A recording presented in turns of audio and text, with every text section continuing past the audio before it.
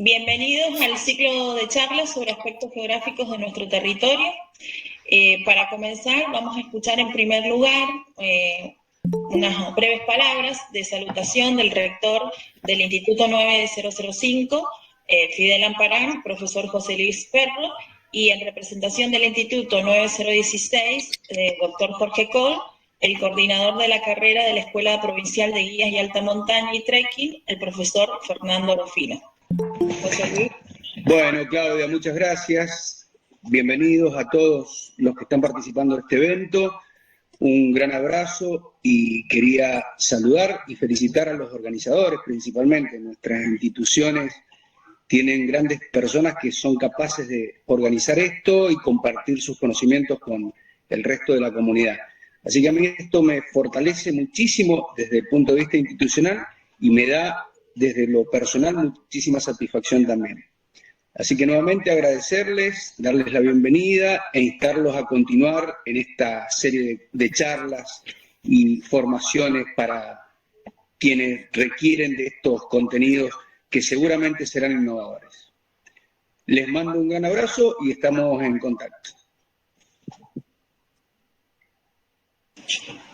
Profesor Fernando. Bueno, me sumo a lo del señor rector. Muchas gracias a los docentes que organizaron esto. Es muy importante para toda la comunidad educativa, nuestros estudiantes y nuestros egresados, compartir estos aspectos geográficos de nuestra región y de todo nuestro territorio. Así que muchísimas gracias, instarlos a que sigan así de pujantes y más en estos tiempos que hemos estado tanto tiempo detrás de una computadora, que podamos seguir y que podamos seguir llegando a toda la comunidad educativa es muy importante. Así que muchísimas gracias. Bien, muchísimas gracias a ustedes, sí, por sus palabras. Nosotros pensamos esta instancia de formación y capacitación extracurricular con la idea de ampliar y reforzar los conocimientos adquiridos en las distintas cátedras de los institutos, justamente dictadas por los docentes que organizamos, la profesora Silvia Quiroga y el profesor Nicolás Novero, pensando que constituyen saberes complementarios para desarrollar nuestra actividad profesional con mejores y mayor cantidad de herramientas. ¿Sí? No queremos dejar de destacar desde el equipo organizador la profesionalidad de los distintos disertantes que nos van a acompañar a lo largo de este ciclo de charlas, que justamente nos van a permitir ampliar nuestros conocimientos formativos. Por lo tanto, agradecemos profundamente la generosidad de los expositores que amablemente han dedicado parte de su tiempo para nosotros, ¿sí? Entonces vamos a dar comienzo a la primera charla titulada Circulación General de la Atmósfera, presentando a nuestro primer expositor, el doctor Juan Rivera. Él es doctor en Ciencias de la Atmósfera y los Océanos por la Universidad de Buenos Aires y profesor titular en la Universidad Nacional de los Comechingones. Es investigador adjunto del Consejo Nacional de Investigaciones Científicas y Técnicas y autor principal del 6º informe de evaluación del Panel Intergubernamental sobre el Cambio Climático. Bienvenido, Juan, cuando quieras. Bueno, gracias en primer lugar a los organizadores por la invitación. Voy a tratar de ser lo más simple posible en la explicación, dado que no espero que nadie tenga experticia en termodinámica ni en mecánica de los fluidos de la atmósfera, como para entender a ciencia cierta qué es la circulación de la atmósfera de los océanos, pero vamos a explicar el por qué existe esa circulación, y eso nos va a permitir entender en la próxima charla que tengamos, que se va a tratar más de clima Argentina, bueno, con esta base global, más lo que veamos a futuro, bueno, entender un poco el porqué de las variaciones climáticas y las características climáticas en la región.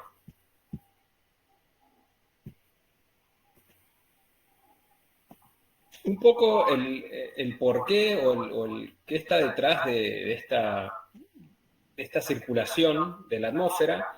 Pensemos que la energía solar, la energía incidente sobre el planeta viene de la radiación solar.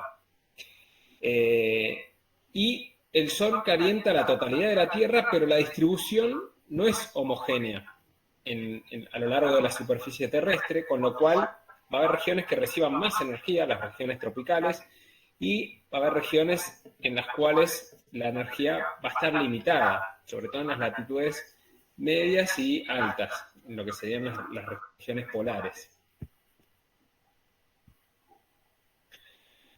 Entonces, tenemos que entender que, además, estamos en un planeta que tiene una determinada curvatura, y si pensamos en que los rayos solares, pensemos que el Sol en escala espacial es muchísimo más grande que el planeta, entonces podemos tratar de pensar de que los rayos vienen paralelos a la superficie en la zona ecuatorial, y luego se van, fíjense que la superficie que ocupan esos rayos solares es mayor a medida que me desplazo hacia altas latitudes. Entonces, la distribución no uniforme de la energía se debe tanto a la curvatura del planeta como a la extensión que tiene la atmósfera en esas regiones.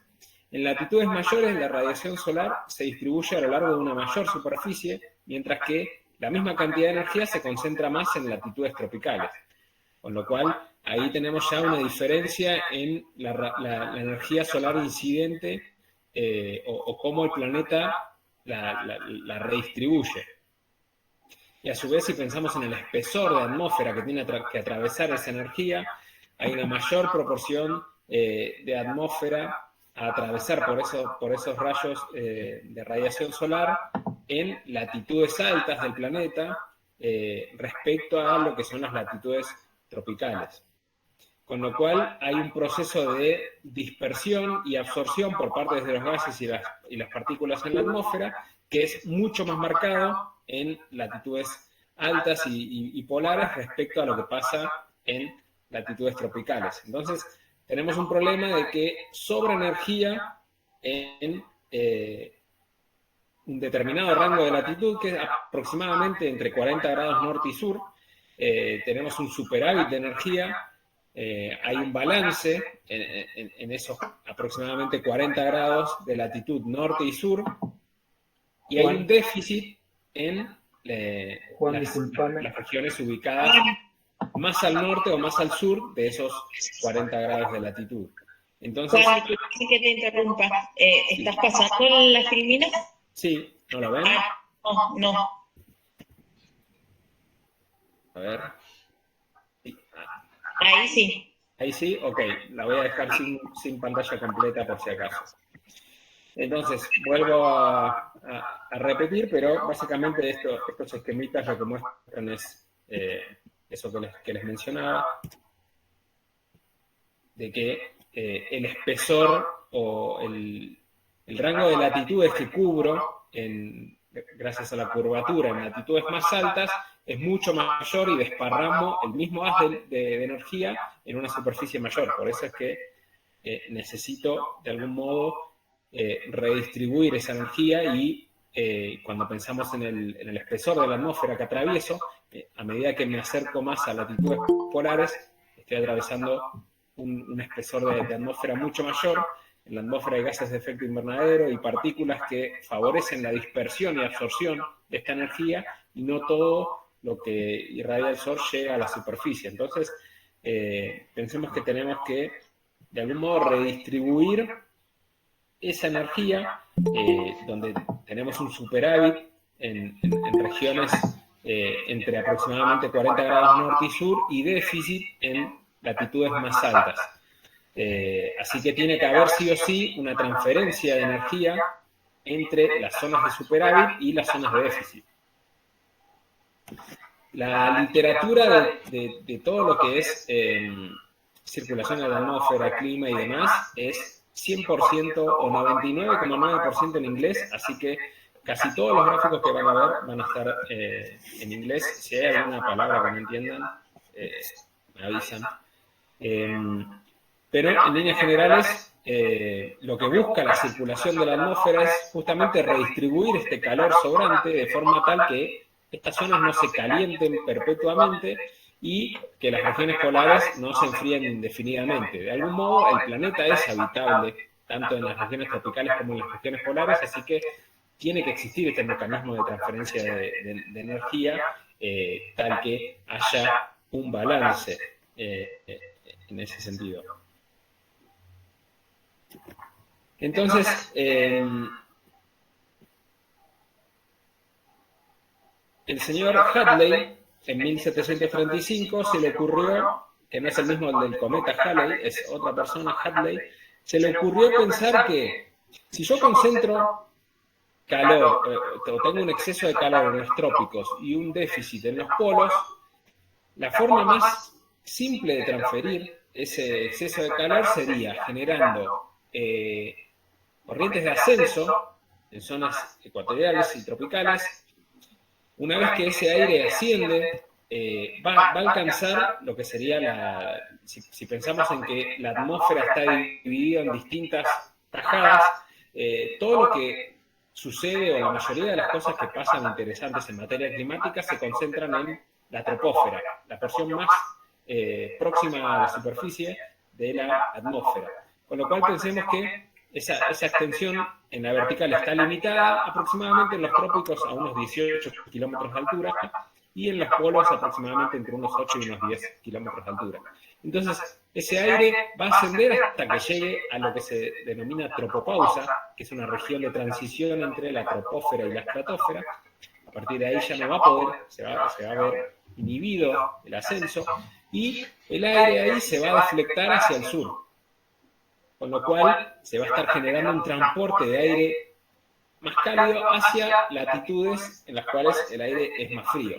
Ese aire eventualmente va a descender sobre las regiones polares, en particular sobre el polo norte y el polo sur, y al descender luego se va a transportar nuevamente se va a trasladar hacia la zona ecuatorial, donde se va a dar este mecanismo de intercambio de calor, donde tengo exceso de calor en las zonas tropicales, voy a estar transportando ese exceso de calor hacia zonas polares, y el exceso de frío en las zonas, o la falta de energía en las zonas polares, que genera esas condiciones de aire frío, se va a estar transportando ese aire o esa energía hacia regiones tropicales. Entonces, en superficie, si miramos el planeta, va a haber un flujo que va a estar determinado desde las regiones polares hacia las regiones tropicales.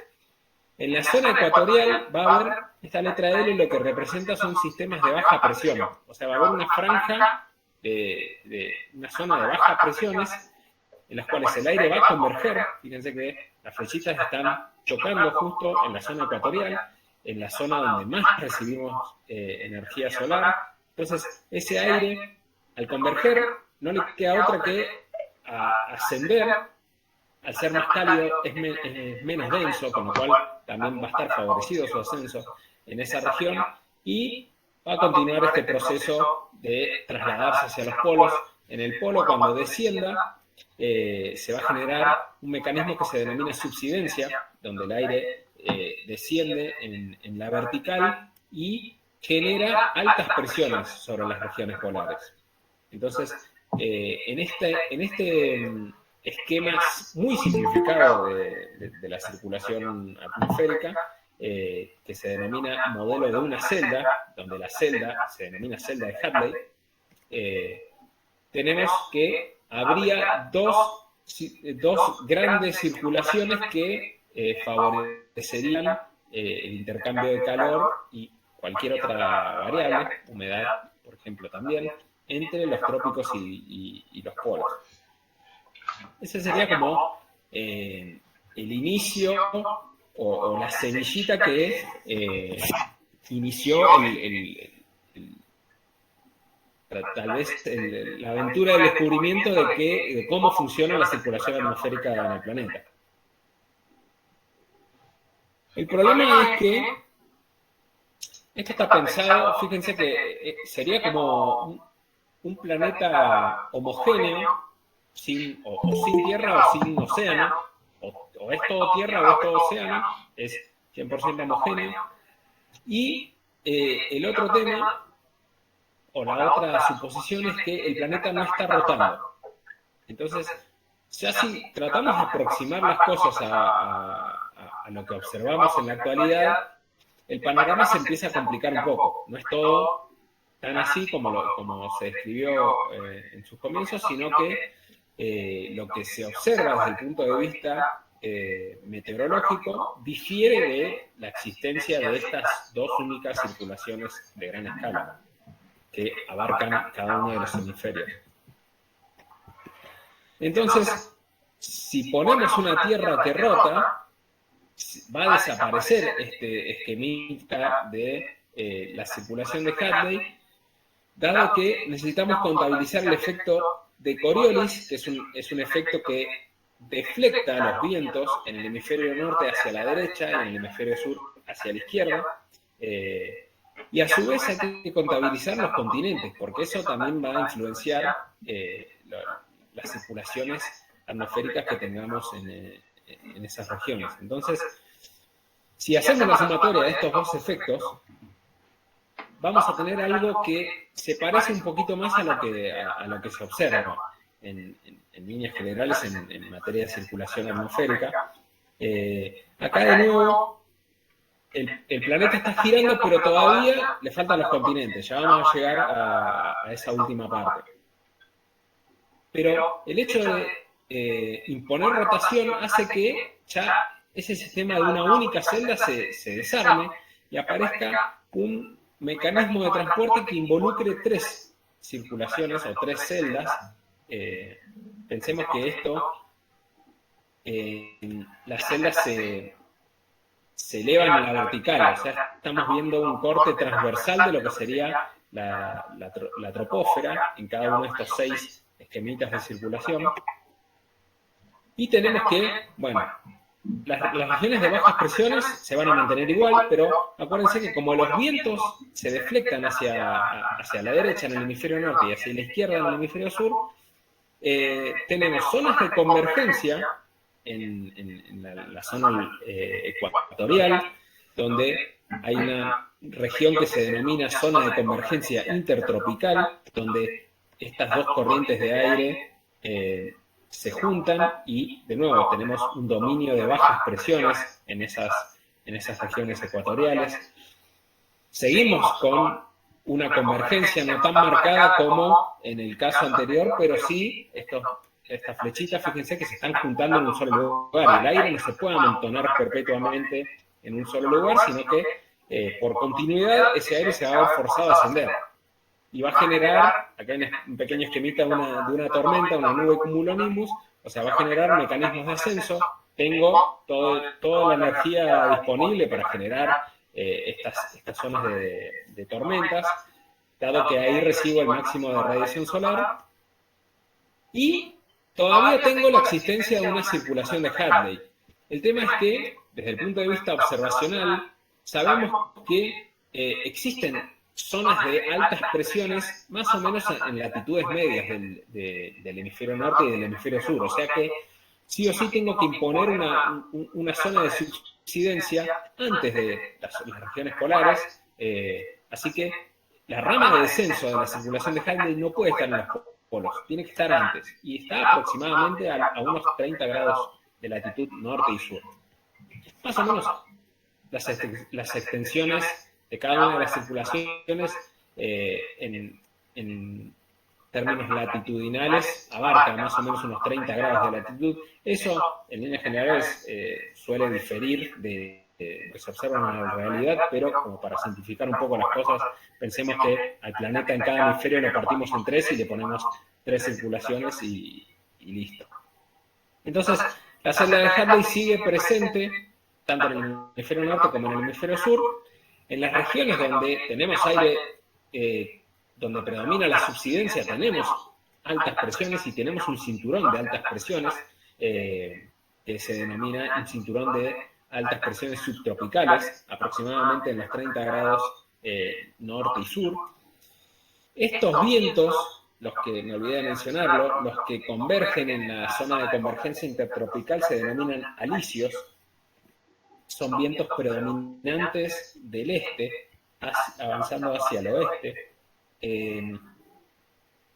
Y fíjense que en las regiones donde tengo la rama de descenso de la celda de Hadley, tengo altas presiones y tengo divergencia, lo contrario a la convergencia, o sea, aire que se me está escapando de esas regiones. Fíjense que el flujo en todo este rango latitudinal, donde tengo las H marcadas, donde tengo sistemas de alta presión, se está escapando de ahí. Es porque el aire desciende sobre la superficie, al encontrarse en la superficie, se desparrama tanto hacia el norte como hacia el sur.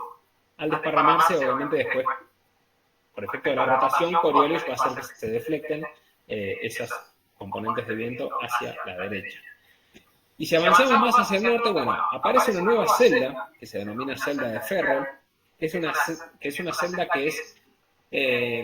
que no tiene un forzante térmico detrás. O sea, las celdas que están forzadas desde un punto de vista térmico, donde tengo un exceso de calor que hace que se pongan en marcha, se denominan celdas directas, mientras que esta otra celda, que es inversa, está asociada más a mecanismos dinámicos.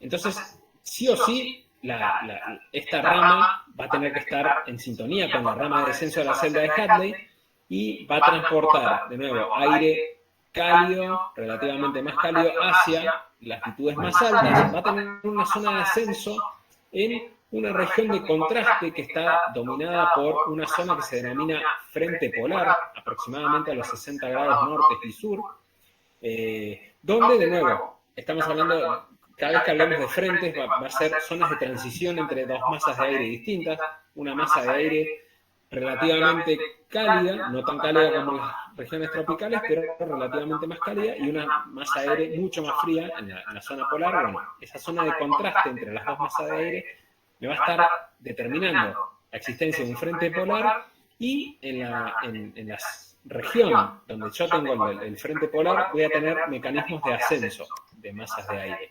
Por eso ahí aparece también una nubecita dibujada. Es también una zona donde perpetuamente hay sistemas de mal tiempo actuando, por eso esa nubecita dibujada, y ahí tengo un ascenso que me cierra el circuito de la celda de Ferrol, y después volvemos a tener una celda directa, denominada celda polar, donde, de nuevo, asciende el aire relativamente más cálido y se traslada, una vez que llega a la tropopausa, se traslada hacia latitudes más altas y vuelve a descender sobre regiones polares. Es análoga a la circulación de Hadley, pero tiene como nombre la celda polar. Entonces, de nuevo, acá pensemos que esto se repite de este otro lado, o sea, esto abarca, le pega la vuelta al planeta estas circulaciones, así que de este otro lado voy a tener también una circulación que genere subsidencia sobre el polo norte, por ende voy a tener sistemas de alta presión y flujo escapándose desde el polo hacia el norte, con una componente que por la rotación de la Tierra va a ser predominantemente, y en la zona de donde tengo el frente polar, como va a haber ascenso de masas de aire, van a dominar las bajas presiones en esa región. Y entre los 30 y los 60 grados de latitud norte y sur van a dominar los vientos que se denominan vientos del oeste. Tal vez un poco más desdibujados en el hemisferio norte respecto al hemisferio sur, eso ya vamos a ver en detalle el porqué, pero son muy importantes para latitudes medias, y justamente este rango de latitudes es más o menos donde estamos ubicados en Mendoza, así que es muy importante, y es aproximadamente, ocupa la mitad del país, los 30 grados norte, después se extiende la Patagonia mucho hacia el sur, así que imagínense que los oestes en la Patagonia son como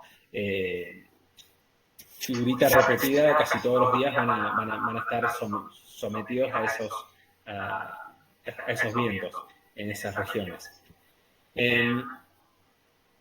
¿Por qué? Bueno, alguna curiosidad, ¿por qué en los 30 grados norte y sur aparece una palabra o una frase asociada a las latitudes de los caballos? Horse latitudes. Eso se debe a que cuando los conquistadores o los invasores, españoles, portugueses y demás, vinieron hacia el continente americano, se encontraban con que llegaban a ese rango de latitudes y de repente los barcos no avanzaban. Las carabelas, el tipo de embarcación que sea, venían con los vientos 10 puntos hasta que llegaban a estas zonas de los 30 grados norte y sur. Y medio que se estancaba la cosa. Entonces, pasaban los días y esos barcos no avanzaban, y bueno, ahí tenían que recurrir a prácticas como, primero, alivianar el peso, sacrificar los animales, y después, vos planificás un viaje para 2 meses y de repente estás un mes clavado acá, empiezan a faltar los víveres y los caballos fueron también parte del menú. Así que por eso tienen la fama, este rango de latitudes, de denominarse latitudes de los caballos, porque los caballos no la pasaron demasiado bien en esa época.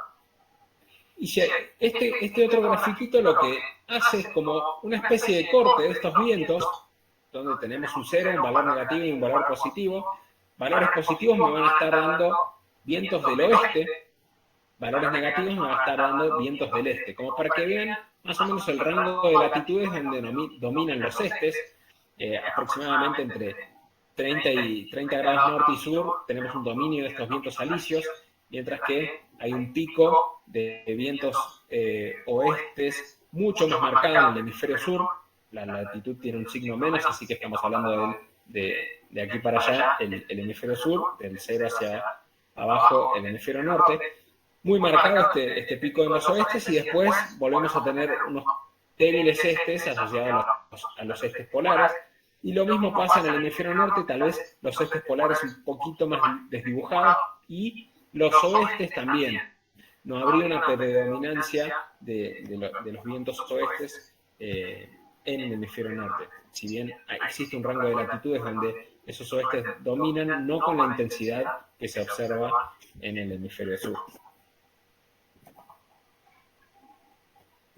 Y bueno, en síntesis lo que vimos, sin continentes, tiene esta pinta, donde tenemos una zona de bajas presiones ecuatorial, que se denomina ITCZ, zona de convergencia intertropical, los alisios soplando desde el oeste, la zona de altas subtropicales, más o menos en los 30 grados norte y sur, los oestes, al sur de esas latitudes, tanto en el hemisferio norte como el sur, el cinturón de bajas subpolares asociado al frente polar, y los estes polares, tanto en el hemisferio norte como en el sur, y los sistemas de alta presión sobre cada uno de los polos. Ese sería el esquema idealizado sin continentes, pero teniendo en cuenta la rotación de la Tierra.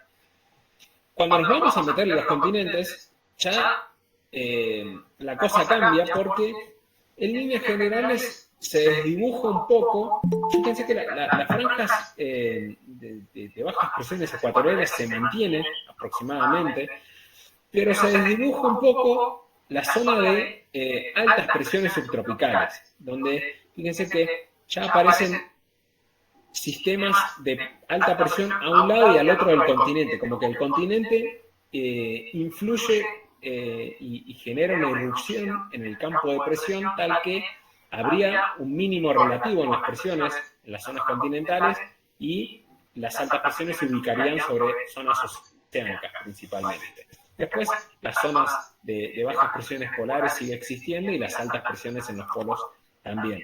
Pero el hecho de colocar continentes hace que estas, que eran bandas de latitudes con sistemas o una zona de altas presiones, una franja de altas presiones, se generan rupturas al momento de colocar los continentes que quedan indicadas como se divide ese campo en distintos sistemas de presión.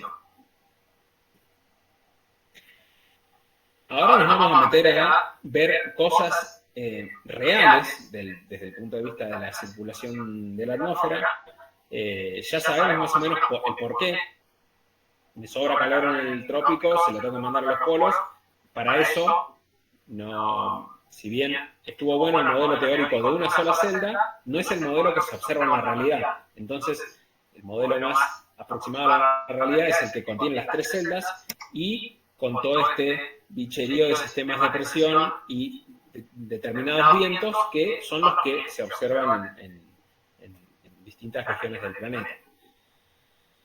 Ahora bien, eso que parecía muy esquematizado, tenemos que tratar de graficarlo lo más, de algún modo, lo más certero posible. Y para eso, una de las herramientas más importantes para la caracterización de la circulación de la atmosférica es un producto que se denomina reanálisis, que vendría a ser como un híbrido entre sumar observaciones meteorológicas, ya sea a partir de datos satelitales, boyas que están en el océano, mediciones de barcos, en aviones, globos sonda, y estaciones meteorológicas in situ, y modelos de pronóstico de las condiciones atmosféricas.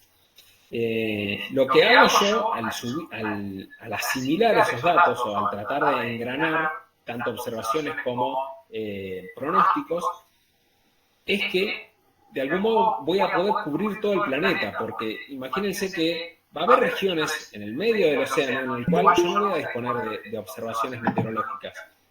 Y yo necesito, para dibujar o caracterizar la circulación de la atmósfera, necesito un continuo a lo largo de todo el globo. Entonces, necesito un producto que cubra todas las latitudes y las longitudes del planeta.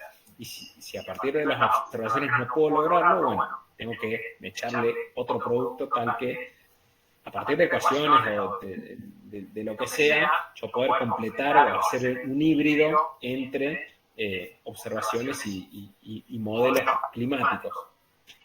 Así que los reanálisis son como la herramienta fundamental para entender la circulación de la atmósfera y muchos otros fenómenos que se dan en el planeta en materia climática.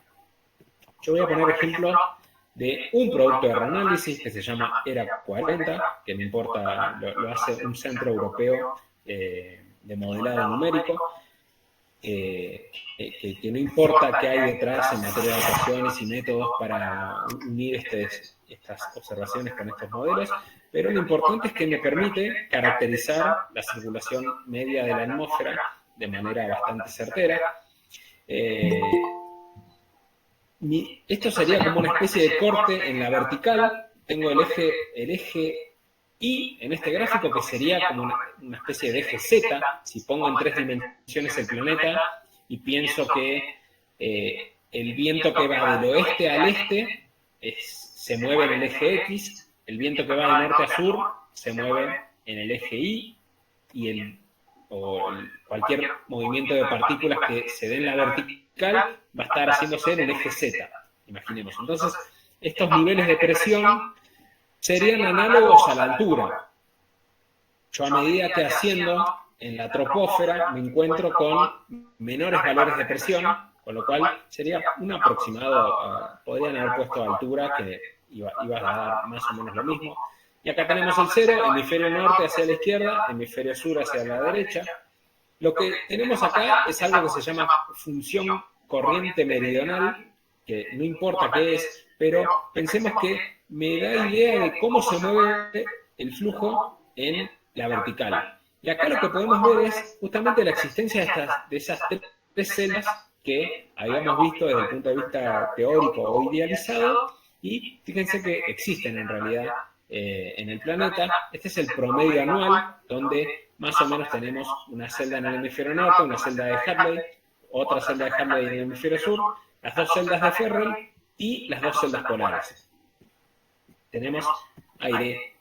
Sigamos el caminito de una partícula, por ejemplo. Tenemos aire que asciende en esta región tropical, asciende, imaginemos que se va hacia el norte. Bueno, se va hacia el norte transportando para afuera, calor, imaginémonos, acá desciende, En superficie podría trabajar hacia zona ecuatorial de nuevo o hacia el sur.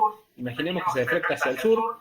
De nuevo vuelve a ascender en esta zona, en la zona del frente polar, y a su vez cuando llegue a la tropopausa nuevamente se va a deflectar hacia la zona del polo sur. En el polo sur va a descender y va a volver a hacer ese loop, tal que se genera un mecanismo de intercambio de calor y otras propiedades termodinámicas gracias a estos mecanismos de circulación. Y si ahora miramos lo que pasa en verano, lo discriminamos por invierno y verano, puse ahí dos signos de admiración a propósito, como para que veamos que hay diferencias entre, según la época del año en la cual yo esté mirando este tipo de circulación.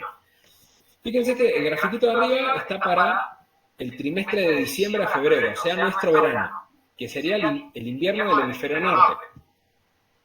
Fíjense que la circulación de Hadley, la celda de Hadley en el hemisferio norte en invierno es mucho más importante, si uno mira los contornos y los colores, respecto a la circulación de Hadley en el hemisferio sur.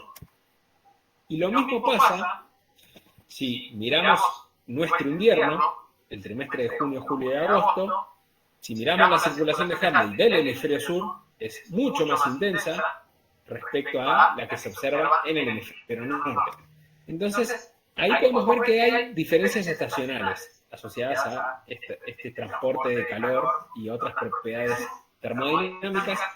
Hay una explicación para eso que tiene que ver con el gradiente de temperatura que existe entre las regiones tropicales y las regiones polares en invierno y en verano. En el hemisferio norte, en invierno, la cantidad de calor que yo tengo que transportar hacia las regiones polares es mucho mayor que en el verano. Entonces, por eso esta circulación se tiene que exacerbar tal que realice un transporte de calor más efectivo en una región que la necesita más. Por el otro lado, lo mismo pasa con nuestro hemisferio. En el hemisferio sur, la circulación de Hadley se potencia porque el gradiente de temperatura es mucho mayor y tengo que llevar más calor hacia las regiones de la Antártida que lo están necesitando más en el invierno. Pensemos que, de nuevo, si pensamos que el eje de la Tierra tiene una determinada inclinación y que en algún momento del año, tanto la zona del Ártico como la zona de la Antártida van a estar sometidos a la noche polar, o sea, ahí no va a haber radiación solar incidente durante un periodo prolongado de tiempo, así que ahí va a estar faltando energía y va a seguir sobrando en los trópicos. Entonces, sí o sí, la circulación que funciona en el invierno de cada uno de los hemisferios tiene que suplir esa necesidad que tienen los polos y exagerar este transporte de calor. Ahora, cuando vemos los mapitas con las diferencias de temperatura, vamos a ver si queda un poquito más claro eso. De nuevo, si vemos los campos medios de presión de este producto de reanálisis, el mapita de arriba está para el trimestre de nuestro verano y el mapita de abajo está para el trimestre correspondiente a nuestro invierno. En líneas generales, vemos una zona de bajas presiones relativas en las zonas tropicales. Vemos estas altas presiones interrumpidas, sobre todo en el hemisferio sur, por la presencia de los continentes, donde estaban las franjas y donde estaban las ramas de descenso de la circulación de Hadley, tanto en el hemisferio sur como en el hemisferio norte. Por acá están las famosas latitudes de los caballos, donde se encontraban con este anticiclón los navegantes y, lamentablemente, se quedaban sin vientos. Hay una explicación del por qué. Por lo general, los vientos son proporcionales al gradiente de presión y mientras más líneas tenga ahí apretujadas en el espacio, mientras yo más gradiente de presión tenga, la diferencia de presión sea mayor, más intenso va a ser el viento es proporcional a ese gradiente de presión, con lo cual, si yo miro el apretamiento de líneas que hay por acá, me imagino que va a haber mucho viento en esa zona. Fíjense en esta zona donde dominan los vientos oestes, vemos que las líneas de presión son cada vez más apertujadas, eso me da indicio de que el viento va a ser muy importante también en esa región. Quien haya ido a la Patagonia va a ver que va a experimentar eso. Y en las altas presiones, por lo general, ese gradiente no es tan marcado. Fíjense que las líneas de presión son más espaciadas. Entonces, como el viento es proporcional al gradiente de presión, si el gradiente de presión es menor, el viento va a ser menor. Con lo cual, caían en esta zona de calmas relativas y ocurría esto de que no podían avanzar la navegación a vela. Entonces, bueno, volvemos por acá. En nuestro verano tenemos estos sistemas de presión. Yo sé que es chiquito el gráfico, después cuando comparto el material lo van a poder ver mejor, pero pensemos que estos sistemas de alta presión que andan acá dando vueltas al lado de Sudamérica, en el verano están un poquitito más al sur respecto al invierno. Lo mismo pasa con estas zonas donde los vientos oestes son muy marcados, están un poquitito más al sur respecto a lo que pasa en el invierno. Y lo mismo pasa con el resto de los sistemas de presión. ¿Por qué? Porque el máximo de radiación solar, que es el que me determina dónde están los sistemas de presión y dónde están los distintos tipos de circulación, estos sistemas de presión se mueven según se mueve ese máximo de radiación solar. O sea, en nuestro verano, pensemos que el Sol está perpendicular al trópico de Capricornio, aproximadamente a 22 grados de latitud sur. El 21 de marzo, ese máximo, el 21 de diciembre, lo tenemos perpendicular ahí. El 21 de marzo, ese máximo va a estar sobre el Ecuador, en lo que se denomina equinoccio. Luego, el 21 de junio, ese máximo va a estar en el trópico de Cáncer, perpendicular a esa latitud, a 22 grados norte. Y el 21 de septiembre va a volver a estar perpendicular a la zona ecuatorial. Entonces, fíjense que eso me marca que hay un desplazamiento norte-sur de las zonas de máximos de radiación solar y por lo tanto todos los sistemas de presión tienden a seguir ese movimiento. Entonces, pensemos que en nuestro verano estos sistemas de alta presión y estas zonas de bajas presiones van a estar más al sur respecto a lo que pasa en el invierno. Fijémonos la burbujita más grande de este sistema de alta presión que dice 1022. Vean que en nuestro invierno eso se mueve levemente hacia el norte. Lo mismo pasa acá en este sistema de alta presión que se denomina sistema de alta presión semipermanente del Océano Atlántico. Este es el semipermanente del Océano Pacífico. También se genera un leve desplazamiento hacia el norte. Y lo mismo pasa con estos dos anticiclones que también todo tiende a seguir el movimiento del Sol. Eso en líneas generales como para que entiendan qué pasa y cuando veamos clima de Argentina, recuerden esto porque va a ser clave como para entender qué patrones de precipitación yo voy a tener en el rango de latitudes que abarcan nuestro país. Así que en líneas generales estos serían los campos de presión típicos que se observan.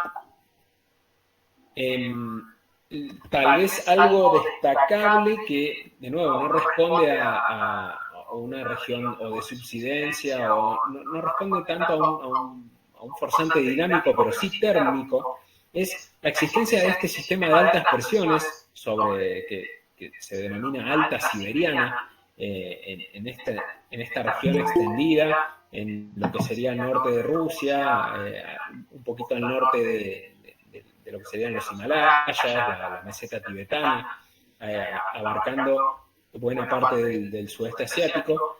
Respecto a lo que pasa eso en invierno, respecto a lo que pasa en el verano, siempre mirando al hemisferio norte, donde dominan las regiones de bajas presiones. Bueno, ese cambio de presiones va a estar muy relacionado a lo que se denominan monzones, que voy a mencionar el caso más icónico, que es justamente el monzón asiático, pero pensemos que hay análogos en otras regiones o subcontinentes, como por ejemplo el continente marítimo, toda esta zona insular, Sudamérica, Norteamérica, África. Hay distintas regiones que tienen características monzónicas, pero esta es la que más llama la atención y lo vamos a ver un poquito más en detalle en un par de diapos. De nuevo, si miramos, estos serían vientos. Imaginemos que este viento, de nuevo, estamos en altura y hay máximos de viento en altura. Así que hay vientos que son del oeste con máximos aproximadamente a unos 10.000 metros de altura y se denominan corrientes en chorro. Y justo están ubicados donde estaban las ramas de descenso de la circulación de Hadley. Entre la circulación de Hadley y la circulación de Ferrel tengo máximos de viento del oeste en ambas latitudes. Los fundamentos técnicos para explicar la corriente en chorro van a exceder lo que yo puedo explicar en 1 hora y media de clase, así que los voy a omitir. Simplemente créanme que, bueno, por la posición, si comparamos este mapa con este, van a ver que más o menos están por acá. Justo cuando empieza a descender la circulación de Hadley, tengo un máximo de viento del oeste en cada uno de los hemisferios, pero lo que quería marcar con este diagramita es, bueno, estos oestes se extienden hacia la superficie, donde de nuevo tenemos oestes en latitudes medias y estes en las regiones tropicales, o sea, vientos con distintos signos. Y lo que quería marcar con signo de admiración es, de nuevo, la circulación en el trimestre de invierno, asociada al hemisferio de invierno, como está más exacerbada, también sus vientos del oeste están más exacerbados. Y contrariamente o análogamente, lo que pasa en el hemisferio sur, también al exacerbarse esa circulación, tengo máximos de viento más importantes en nuestro hemisferio en el invierno.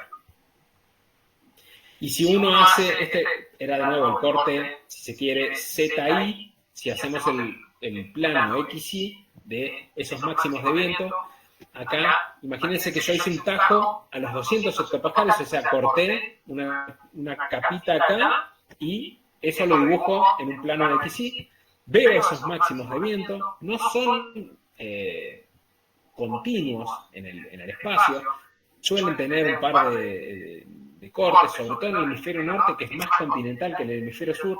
En el hemisferio sur, por ahí puedo llegar a trazar una línea donde puedo ver dónde está ubicada esa corriente en chorro o jet, un máximo de vientos en altura. En el hemisferio norte tiende a cortarse un poquito más, pero en líneas generales es algo que se observa. En altura tenemos máximos, más o menos en estos rangos de latitudes, que responden a este mecanismo de transferencia de calor y otras propiedades desde los trópicos hacia los polos. Si nos vamos a la temperatura, fíjense que más o menos en líneas generales las regiones tropicales tienen una temperatura media anual, o por lo menos una temperatura media para nuestro verano, entre aproximadamente 25 y 28 grados Celsius, mientras que las regiones polares, bueno, están sometidas a menor temperatura, pero miremos en detalle lo que pasa en invierno. Fíjense, en zona ecuatorial yo tengo, de nuevo, 28 grados, y si me voy al polo, no sé si llegan a ver los numeritos, pero andamos en los menos 40 en el hemisferio norte. En el hemisferio sur no está tan marcada, andamos en los menos 20. Entonces, yo acá tengo, para el hemisferio sur tengo que compensar. Imaginemos que teníamos 30 en el Ecuador. Tenemos 30 más menos 20, tenemos 50 grados de diferencia entre trópico y polo. Necesito que funcione una circulación de Hadley, una de Ferrel y una celda polar. Pero en el hemisferio norte tenemos 30 y menos 40, tenemos 70 grados de diferencia. Entonces, por eso es que necesito que trabaje más la circulación en este hemisferio en invierno para llevar más calor donde más el planeta lo está necesitando. Lo mismo pasa en nuestro invierno. Fíjense que de nuevo, más o menos 25, 28 grados en zonas tropicales. Fíjense que el hemisferio norte anda cercano a cero en nuestro invierno, que sería el verano del Ártico. Pensemos que es una región más oceánica, con lo cual el enfriamiento no va a estar tan favorecido respecto a una zona continental. Y si nos vamos a la Antártida, fíjense que hay unos menos 57, menos 60. Así que tenemos 30 grados en el Ecuador, menos 60 en la Antártida, tenemos 90 grados de diferencia de temperatura. Por eso necesito que se exacerbe la circulación en el hemisferio sur para transportar ese exceso de calor hacia una zona más deficitaria. Bueno, algo que les mencionaba antes, que era esta zona de convergencia intertropical, donde estos vientos alisios tienden a converger en una zona de aire relativamente más cálido que se calienta, asciende y genera nubosidad. Fíjense que este sería el diagramita teórico, y si tomo una imagen satelital se puede ver perfectamente cómo yo puedo encontrarla a partir de la nubosidad, dónde está ubicada la zona esa de convergencia intertropical, donde veo máximos en la nubosidad asociados a justamente estos procesos convectivos en esa región tropical. El detalle que íbamos a ver respecto a los monzones, con estos cambios de viento asociados a estos cambios en los sistemas de presión. Teníamos esa alta siberiana en los meses de invierno y tenemos un sistema de baja presión en los meses de verano. ¿Qué pasa? Acuérdense que todo se movía norte-sur, los sistemas de presión también. Entonces, veamos lo que le pasa a la IPCZ en verano. Fíjense que está bien metida en el continente, mientras que en el invierno la IPCZ ya está más retraída y más deflectada hacia el sur. Entonces, ven que aparece ese movimiento norte-sur de esta zona de convergencia, donde, de nuevo, si tenemos zona de convergencia, pensemos que los vientos van a ir avanzando en el verano desde el océano, transportando calor y humedad hacia el continente. Cuando lleguen al continente y se encuentren con esta baja presión, eso va a propiciar los mecanismos de ascenso de aire y la generación de precipitaciones. Por eso suele haber una época del año muy marcada, con un incremento repentino en las precipitaciones, y una estación seca también muy marcada, porque acá dominan, cuando en el invierno dominan las altas presiones, domina la subsidencia, aire que está en descenso continuo.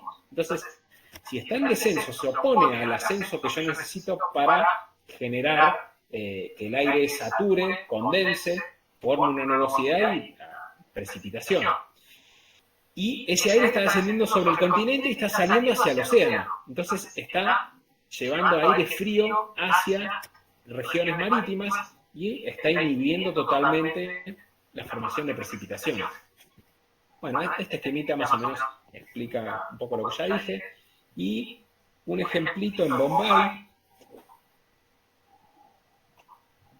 una localidad de la India, donde podemos ver que en el climograma tenemos graficada la temperatura y la precipitación. La temperatura más o menos oscilando entre los 25 y los 30 grados todo el año. Pero fíjense que la precipitación tiene meses muy secos: enero 0, febrero 0, marzo 0, abril 0, mayo 5 milímetros.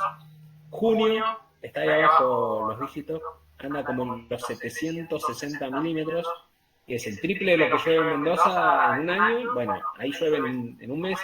Julio también, 700 y pico, agosto 500 y pico. Entonces, son valores muy abundantes de precipitación, totaliza 2100 milímetros anuales, pero la distribución es muy irregular. Está asociado justamente a esto que se denomina monzón. Y acá un poquito lo mismo, mirando el campo en 1000 hectopascales. 1000 hectopascales es más o menos un nivel cercano a la superficie, y entonces vemos el campo de presión y los vientos, donde podemos ver que hay una reversión de los vientos saliendo en el invierno desde el continente hacia el océano y entrando desde el océano hacia el continente, con estas bajas presiones favoreciendo la ocurrencia de precipitaciones. Fíjense el campo de precipitaciones: en enero, que es pleno invierno, nada, y en julio ya tenemos ahí unas zonas con algunos máximos de precipitación. Y si miramos de nuevo la distribución de las zonas donde se concentra la mayor cantidad de precipitación, podemos ver bien dibujada la zona de convergencia intertropical. Si yo tengo zonas de convergencia, ascenso y condensación de aire, en una zona donde tengo todo el vapor de agua del mundo y todo el calor del mundo, voy a estar generando lluvias continuamente, toda esta región tropical del continente insular, toda la zona de la Amazonía, ahí tengo como hotspots de precipitaciones y zonas en las cuales escasean las precipitaciones, todas las zonas desérticas del planeta, son zonas de mínimos de precipitaciones, y justamente están muy vinculadas a lo que serían los sistemas anticiclónicos, los sistemas de alta presión, que al tener mecanismos de subsidencia inhiben la formación de nubosidad y de precipitaciones.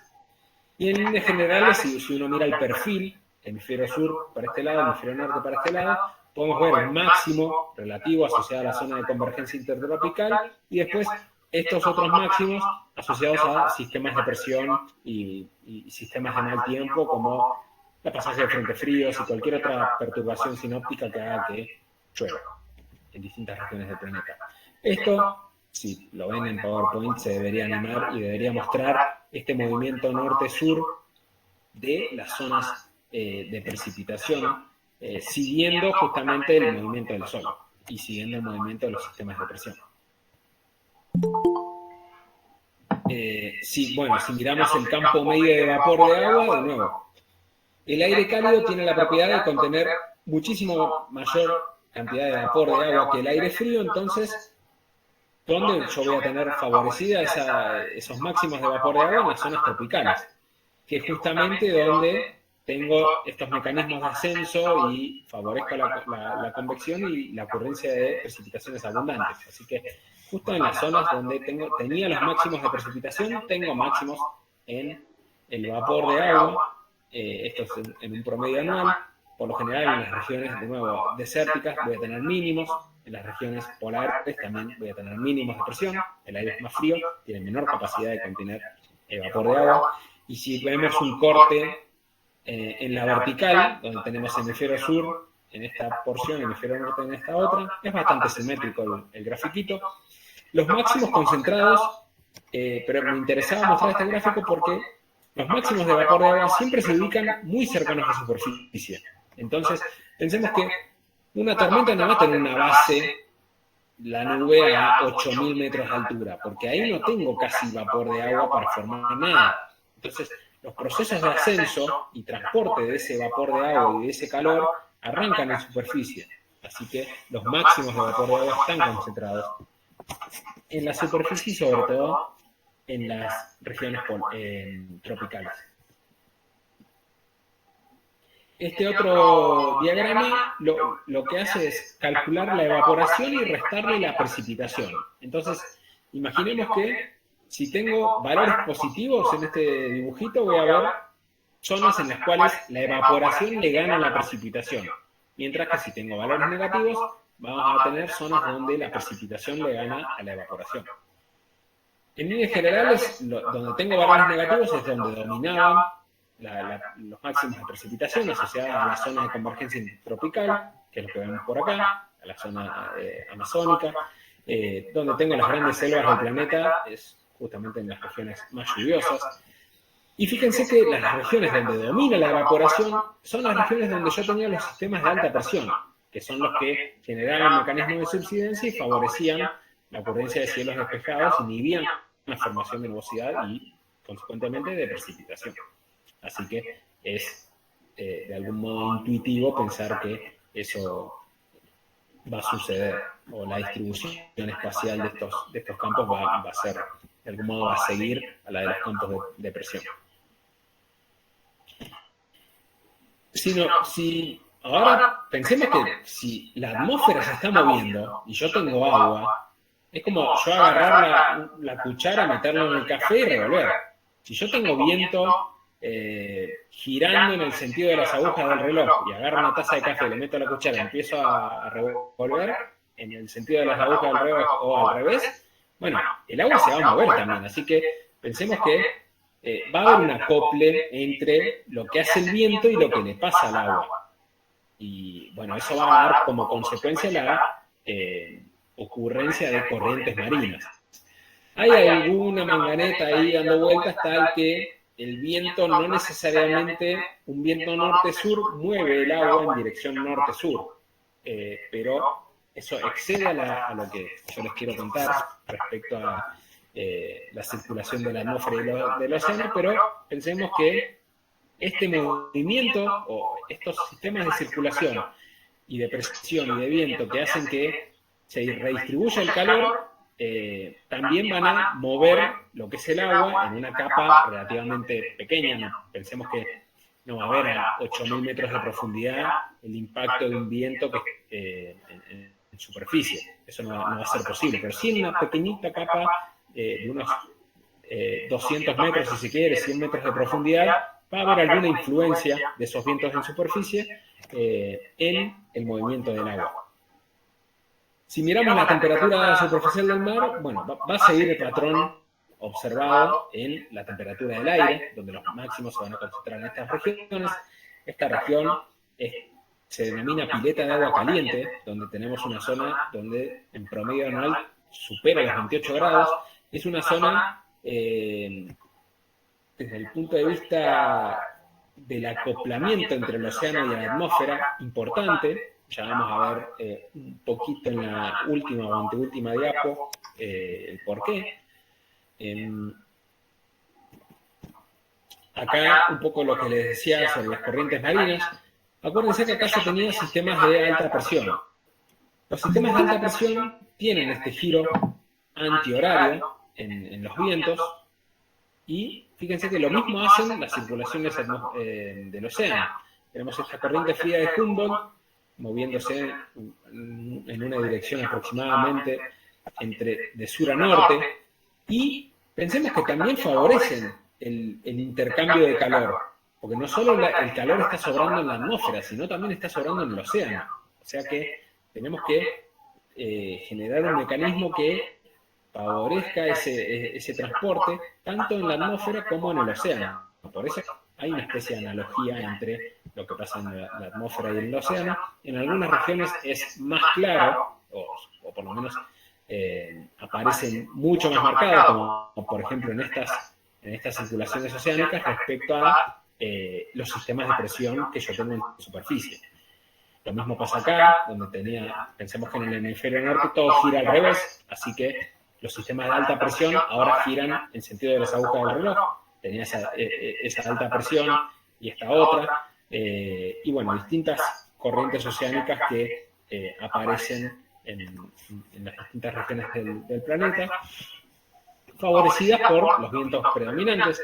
Acuérdense que por acá predominaban ese apretamiento de isobaras y ese gradiente de presión muy importante, bueno, favoreciendo los vientos del oeste. Bueno, tenemos esa circulación de la corriente circumpolar que le pega la vuelta al continente antártico, favorecida por la persistencia de esos vientos del oeste.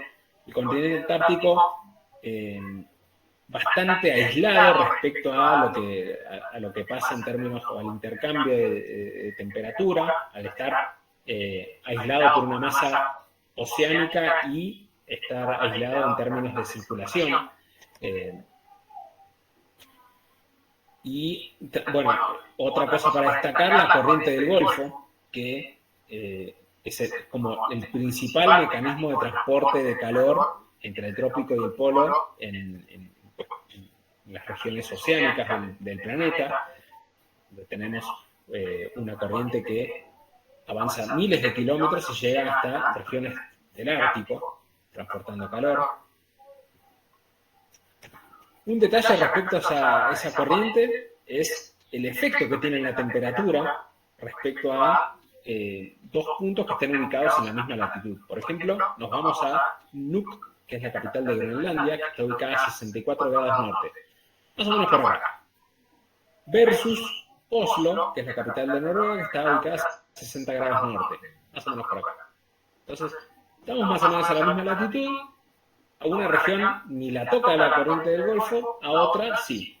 Entonces, miremos el climograma y veamos qué pinta tienen las temperaturas. Obviamente, acá estamos en enero y acá estamos en diciembre.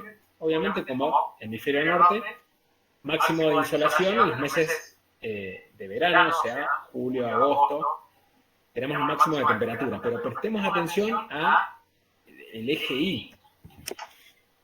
Veamos lo que le pasa a mí. Está en la escala de Fahrenheit y en Celsius, por ahí lo ven muy chiquito, pero no importa. La línea negra horizontal es el 0. Los máximos en Groenlandia, en los meses de julio y agosto, no llegan a 10 grados, andan entre los 8 y los 7 grados. Y los mínimos, en los meses invernales, llegan a menos 15 en enero. Ahora vayámonos a Oslo. Fíjense que los mínimos andan en los menos 5 y los máximos superan los 15 grados. O sea, ese es el efecto que yo veo modulador de la corriente del Golfo, de algún modo evitando que los inviernos sean tan crudos y propiciando veranos un poco más agradables respecto a una región que está ubicada en la misma latitud, pero que no tiene la influencia de esa corriente. Un poquito lo que serían los campos de salinidad del océano. Pensemos que si bien la salinidad oscila entre la salinidad media es de aproximadamente 35 partes por mil, hay diferencias regionales entre esos patrones de salinidad y van a estar favorecidos fuertemente también por las circulaciones anticiclónicas. ¿Por qué? Porque acuérdense que en estas regiones donde tenían los sistemas de alta presión y donde el balance entre evaporación y precipitación era positivo, o sea, yo tengo exceso de evaporación, estoy mandando a la atmósfera moléculas de agua dulce. Entonces, estoy concentrando la salinidad del agua en justamente las regiones donde favorezco los mecanismos de evaporación.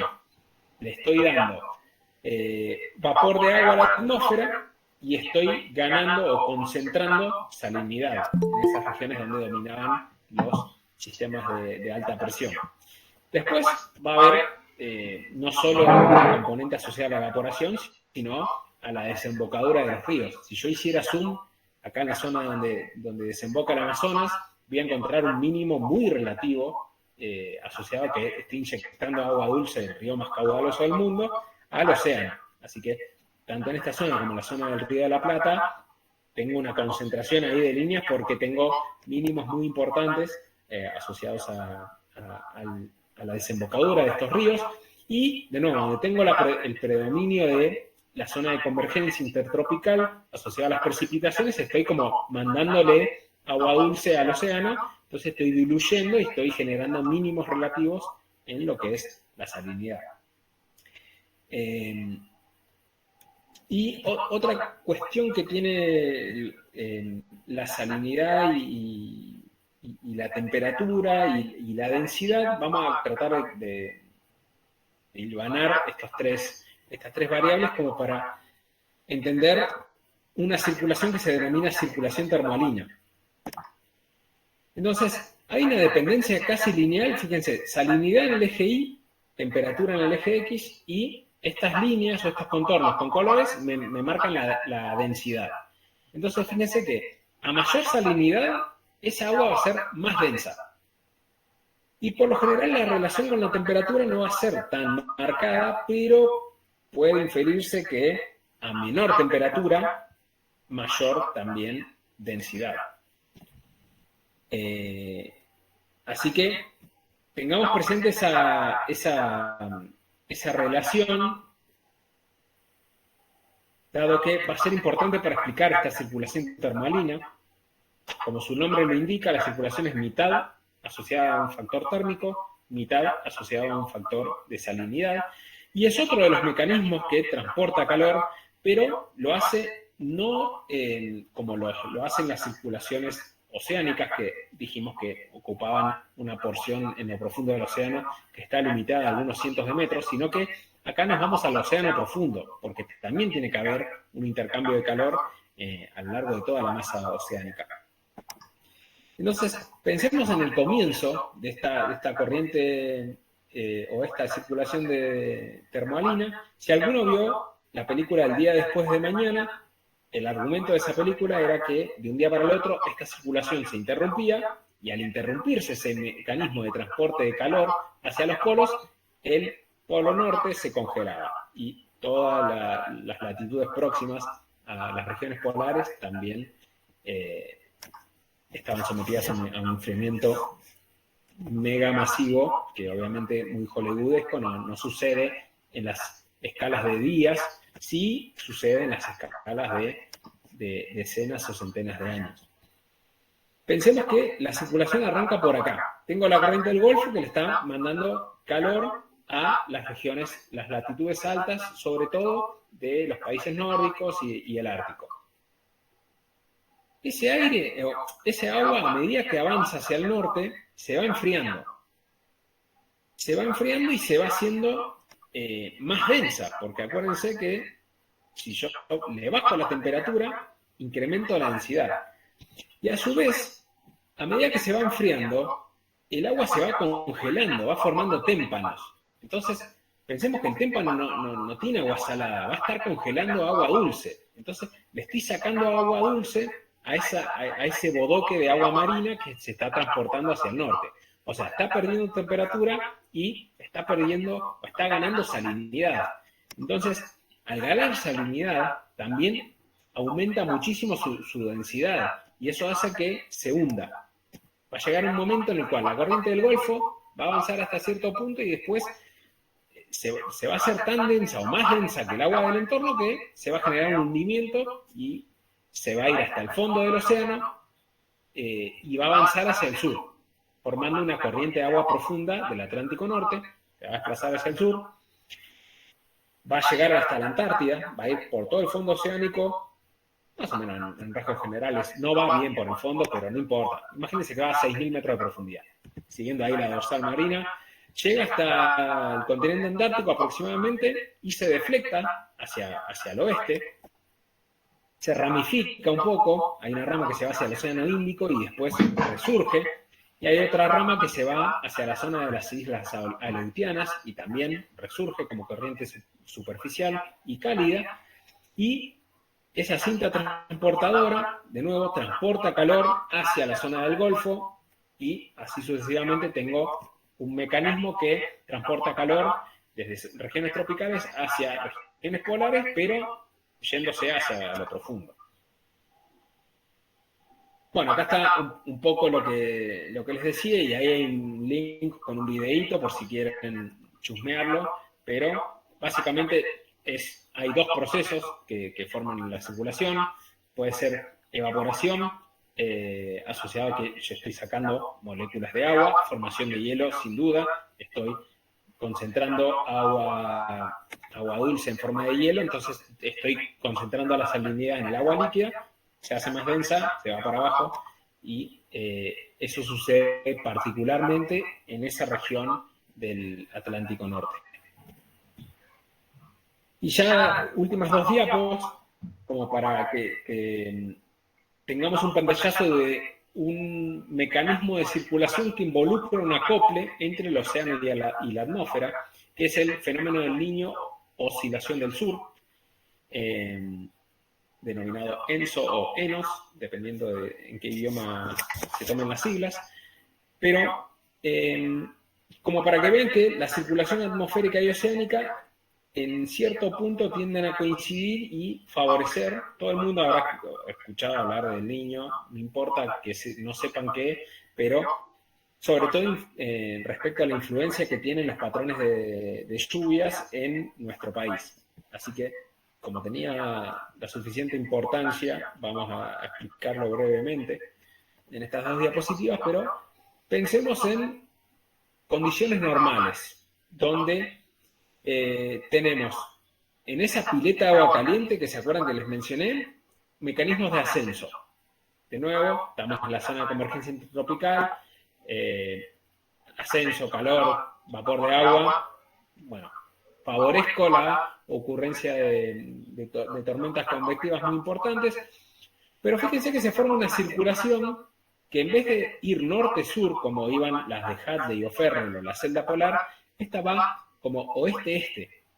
Y es una circulación que se denomina circulación de Walker, que es también por otra persona que investigó este tipo de mecanismos. Tengo el ascenso favorecido donde tengo los máximos de temperatura oceánica. Una vez que llego a la tropopausa, de nuevo, el aire se va o hacia el este o hacia el oeste. Si yo siguiera el diagramita hacia el exterior de esta cajita, se iría hacia el oeste, en este caso se mueve hacia el este en la troposfera.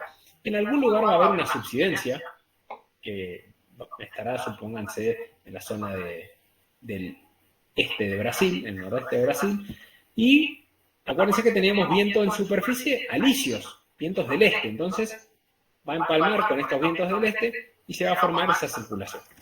Esas serían las condiciones normales. Imaginemos que esto es un plato de sopa, la sopa está recaliente y yo voy soplando en un bordecito. Entonces, imaginemos que mi soplido no se corta. No tengo que aspirar aire y voy soplando permanentemente. Entonces, lo que voy a estar haciendo con ese soplido, con estos vientos del este, es, primero, amontonar agua en este extremo del océano. Voy a estar apelmazando agua. Créanme que si uno mira los campos de altura sobre el nivel del mar, del agua, van a ver que acá hay una mayor altura que en esta región costera. Estoy amontonando agua y acá estoy sacando agua para que se vaya para allá. Entonces, tiene que venir agua desde abajo a reemplazar esa agua que yo estoy soplando hacia el oeste. Entonces, se da un mecanismo que se denomina surgencia, donde agua fría de lo profundo sube hacia zonas menos profundas y, bueno, eventualmente los vientos alisios se la van a llevar hacia el extremo oeste de la cuenca del Pacífico. Por eso, si uno se metió al mar en Chile y lo compara con meterse al mar en Brasil o en Argentina, sobre todo en la costa atlántica, en la provincia de Buenos Aires, va a ver que hay una diferencia muy importante en las temperaturas, porque justamente del otro lado, en el océano Atlántico, no se da este mecanismo de surgencia. Se da en esta región del oeste de Sudamérica, donde predomina ese mecanismo de surgencia, principalmente, bueno, la región costera de Chile asociada a la corriente de Humboldt, que está transportando aire frío y desde las regiones polares hacia el trópico, y a medida que me voy yendo hacia el norte y los vientos se van deflectando hacia el oeste, estoy sacando agua. Imagínense que tengo un continente ahí y estoy torciendo los vientos hacia el oeste, estoy sacando agua y lo estoy llevando hacia el centro de la cuenca. Tiene que venir agua desde abajo a reemplazar esa agua que me estoy llevando en la superficie. Así que más o menos es el mecanismo que tengo en cuanto a la circulación en condiciones normales. Ahora, imaginemos que esos vientos alisios, por algún fenómeno en particular, se interrumpen y el soplido empieza a disminuir un poco. Sigo teniendo vientos del este, pero no con tanta intensidad. Entonces, toda esa agua que estaba ahí apelotonada en la otra punta del océano se me va a venir encima. Va a moverse hacia el centro de la cuenca. Entonces, ese desplazamiento de la masa de aire cálido va a hacer que no solo se desplace agua, sino la convección que estaba por encima de esa pileta de agua cálida. Entonces, ahora las zonas donde estaban favorecidos los ascensos de aire van a estar ubicadas en el centro de la cuenca del Pacífico. Las circulaciones estas de Walker van a estar, de nuevo, modificadas, se van a estar corridas. Fíjense que tengo subsidencia cayendo sobre Australia y el continente insular y sobre otras regiones en la zona de Sudamérica y Norteamérica. Esa masa de aire cálido, de agua cálida, avanzó hacia el continente sudamericano. No necesito tanta surgencia porque me está viniendo agua extra, o sea, los alisios al estar más débiles ya necesito que haya agua que venga desde lo profundo a reemplazar esa agua que me faltaba. Así que esta termoclina, que es una zona de transición entre la capa de mezcla donde actúa el viento y la capa de agua profunda, fíjense que estaba muy en la superficie, sobre la zona pegada al continente, porque se estaba dando este mecanismo de ascenso de agua. Cuando recibo toda esta masa de agua cálida, esa termoclina va a descender. Ya no necesito esta surgencia en esta zona del continente. Cuando tengo condiciones La Niña, pasa todo lo contrario. Imaginemos que los vientos alisios se exacerban. Tengo mucho más vientos alisios. O sea que esa masa de agua cálida la empujo todavía más hacia el oeste de la cuenca del Pacífico. La zona de ascenso también va a estar modificada hacia el oeste. La rama de descenso, la circulación de Walker, también va a estar modificada. Y al estar exacerbando esos vientos, yo necesito que todavía venga mucha más agua de lo profundo a reemplazar esa agua que se me está yendo a la otra punta del océano. Entonces, si miramos los patrones de anomalía de temperatura, esto, son dos mapas de composición donde yo agarro todos los eventos en Niño que se han registrado desde el año 50, por ejemplo, desde el año 70, este grafiquito. Vemos que hay como una lengua de agua cálida, estas son temperaturas del océano, concentrada en esta franja tropical, que es justamente la zona de influencia o la zona donde yo defino los eventos del Niño, mientras que en el caso de que yo tengo eventos La Niña y exacerbo esos vientos del oeste, los máximos de agua andan por acá, la zona de convección está sobre Australia. Australia tiene muchos problemas en los eventos La Niña por inundaciones y en los eventos El Niño por sequías. Es todo lo contrario a lo que nos pasa a nosotros. En nuestro caso se ve favorecida la ocurrencia de sequías cuando las temperaturas del Océano Pacífico tropical son más frías que lo normal, y favorecidos los excesos cuando las temperaturas del Océano Pacífico tropical están por encima de los valores normales. De nuevo, exacerbada esta surgencia y este enfriamiento de las aguas, tengo un patrón obviamente con anomalías frías, mientras que en el caso contrario tengo un patrón con anomalías cálidas. Así que más o menos me explayé, quise barrer esos temas como para que tengan una idea. En más o menos el tiempo que les prometí que iba a tardar, aproximadamente 1 hora y media, estamos a las 5:25, así que yo termino ahí. La próxima, con todos estos ingredientes nos vamos a meternos a entender qué pasa con el clima en Argentina, el porqué de las variaciones geográficas de los distintos climas, el porqué de la variabilidad interanual, qué papel juegan el Niño y la Niña, un poco de todo. Pero bueno, con eso termino y dejo de compartir y quedo atento a las dudas que hayan tenido. Muchas gracias, Juan. Creo que había algunas preguntas, me parece, por mensajito. Si te querés, te las leo para que puedas contestarlas. Dale. Dame un minuto. Claudio Urra Coletti dice, ¿por qué menos lluvias en el este de África a pesar de estar en la zona intertropical? Bueno, veamos.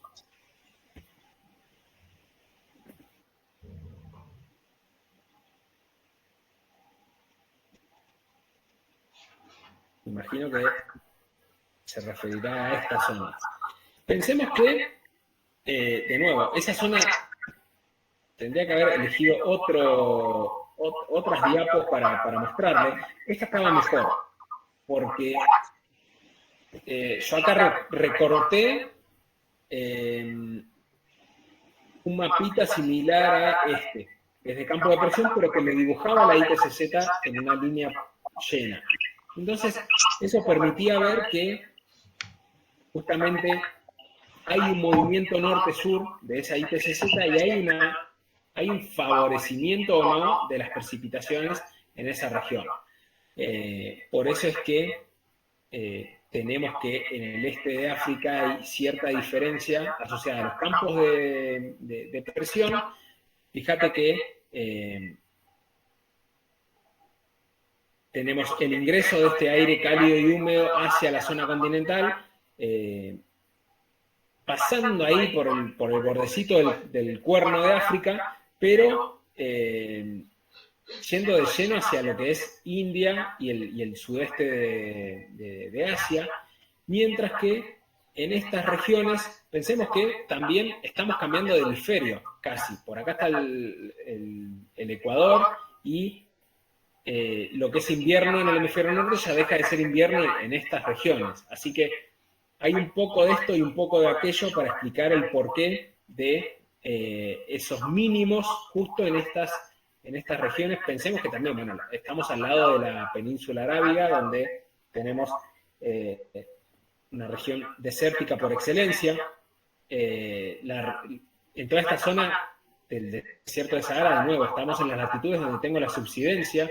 Si bien no tengo sistemas de alta presión tan definidos como el sistema de la alta de las Azores, que está ubicado acá en el centro del Atlántico Norte, tengo regiones de subsidencia en todas las zonas estas desérticas de Medio Oriente y de África. Así que es un poco, hay un popurrí de cosas que explicarían por qué tengo mínimos relativos en esta zona y máximos relativos en una latitud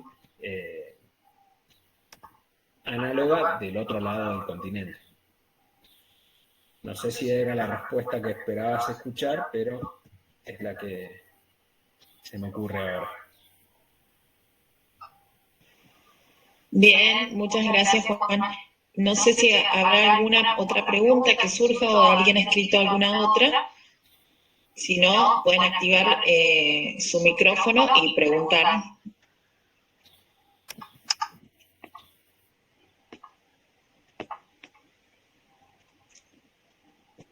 Y si no tenemos ninguna otra pregunta, damos por finalizada la charla y nos volvemos a encontrar en la próxima, que es clima argentina. Nicolás, no sé si vos querés agregar alguna otra cosa. No, para mí estaba excelente la charla de Juan. Y gracias a todos los participantes, a todos los que han intervenido, al rector del instituto, a Fernando en la cabeza del Instituto de Educación Física y a todos los participantes. Bien. Entonces, si no tenemos más preguntas, agradecemos nuevamente, ¿sí?, como dijo Nicolás, a todos los presentes y en particular a Juan por prestarnos tu tiempo, que sabemos que es muy valioso, y esperamos que a los estudiantes les haya servido y a los que somos profe para refrescar nuestros conocimientos, sobre todo sobre climatología y circulación general de la atmósfera y de los océanos. Los esperamos entonces en la próxima charla que nos va a dirigir Juan, que es el 13 de octubre, ¿sí?, en el mismo horario. Bien, pero tenemos otra antes que la de geomorfología. Sí. El 6 de octubre con el profesor Raúl Micam.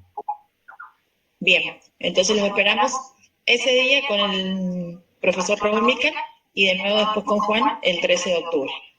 Excelente, Juan. Muy valioso todo por muchas gracias. Excelente, Juan, muchas gracias. Gracias.